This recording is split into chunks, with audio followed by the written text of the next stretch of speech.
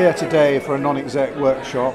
I wanted to ask you a question about how important is it to change board composition and culture in UK boardrooms? I do think it is actually extremely important. That's the first thing I'd like to agree with you on. The most important thing that boards need to consider at the moment is that the culture of the old school, the luncheon type attitude towards board meetings is definitely changed, because now our roles and responsibilities, like the requirements of the Companies Act, have required boards actually to become a lot more professional, is what's important.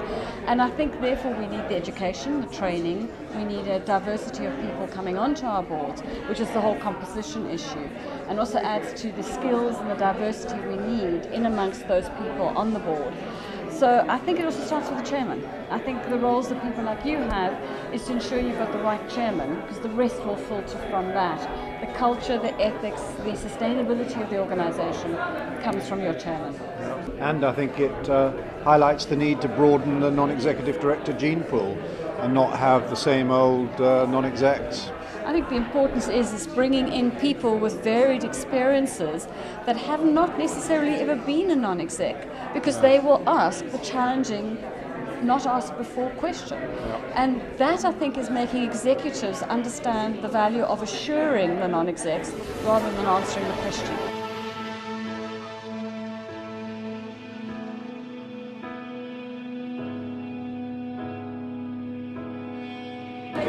So Chris, we're halfway through. What surprised you most about the attendees today?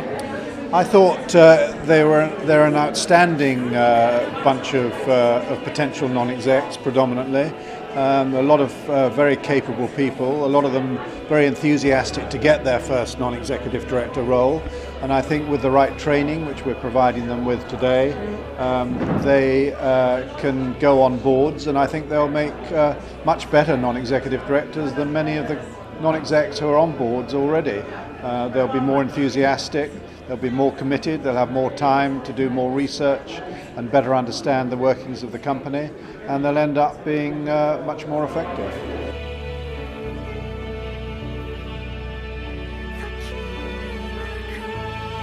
Alison, when we met this morning and I asked you why you were here today, you were very honest and said, I'm here to find out whether a non-exec career is for me or whether indeed it actually isn't for me. We're 3/4 of the way through the day, and what are your thoughts at this point? Well, had a very interesting day.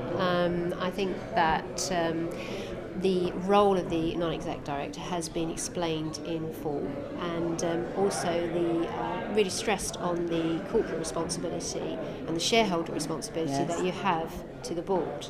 So I think it's certainly something I'd like to explore further, and I think that the presenters today have been sort of very high quality, covered some very interesting points and really explored the role of the NED in a very full way. I think the thing I found most interesting is about corporate governance. It's a phrase that's expressed a lot, and nobody really goes into any depth about what's behind it. And I think I was quite astounded just to see how much common sense really is in there.